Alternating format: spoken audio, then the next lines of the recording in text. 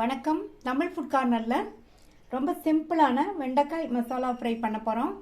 இதை ரொம்ப ஈஸியாக பண்ணிடலாம். அதே சமயம் டேஸ்ட்டும் ரொம்ப ரொம்ப நல்லாயிருக்கும். இது சாம்பார் சாதம், பருப்பு சாதம், தயிர் சாதம் இதுக்கெல்லாம் சைட் டிஷ்ஷாக வச்சு சாப்பிட்றதுக்கு ரொம்ப சூப்பராக இருக்கும். இப்போ எப்படி பண்ணுறதுன்னு பார்க்கலாம். 400 கிராம் வெண்டைக்காயை வாஷ் பண்ணிவிட்டு காட்டன் துணியில் நல்லா ஈரம் போக தொடச்சிட்டு இந்த மாதிரி சைஸ் துண்டுகளாக கட் பண்ணி ஃபேன் காற்றுல ஒரு 20 நிமிஷம் காய வச்சு எடுத்து வச்சுருக்கேன். இந்த மாதிரி ஃபேன் காற்றுல காய வச்சிட்டோம்னா வெண்டைக்காயில் உள்ள விழுவிழுப்பு தன்மை ஓரளவு குறையும். இந்த பேனில் 2 டேபிள் ஸ்பூன் எண்ணெய் சேர்க்குறேன். இந்த எண்ணெய் சூடாகட்டும். இப்போ சூடாயிடுச்சு. இதில் 1 டீஸ்பூன் சீரகம் நல்லா பொரிஞ்சதுக்கப்புறமா கட் பண்ண 2 பச்சை மிளகாய், 4-5 பூண்டை கட் பண்ணி சேர்த்துக்கோங்க. அடுத்து ஒரு மீடியம் சைஸ் பெரிய வெங்காயம் கட் பண்ணது எல்லாத்தையுமே லைட்டாக 1 நிமிஷத்துக்கு வதக்கி வச்சுக்கணும்.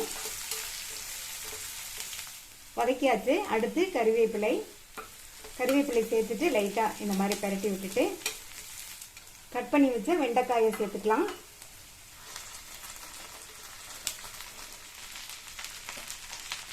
இது கூட 1/2 டீஸ்பூன் மஞ்சள் தூள், 1 டீஸ்பூன் ஆம்ச்சூர் பவுடர் இது சேர்த்தோம்னா இந்த ஃப்ரை சாப்பிட்றதுக்கு நல்ல புளிப்பு டேஸ்டோட நல்லாயிருக்கும். தேவையான அளவு உப்பு சேர்த்துட்டு நல்லா ஒரு தடவை மிக்ஸ் பண்ணி விட்டுக்கலாம்.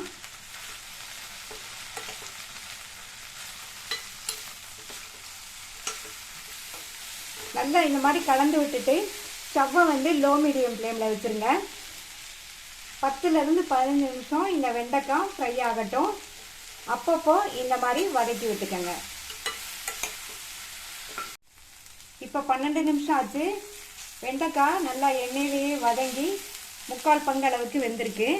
நம்ம சேர்க்கும் போது இருந்ததோடவே இப்போ அளவு நல்லா குறைஞ்சி வந்திருக்கு.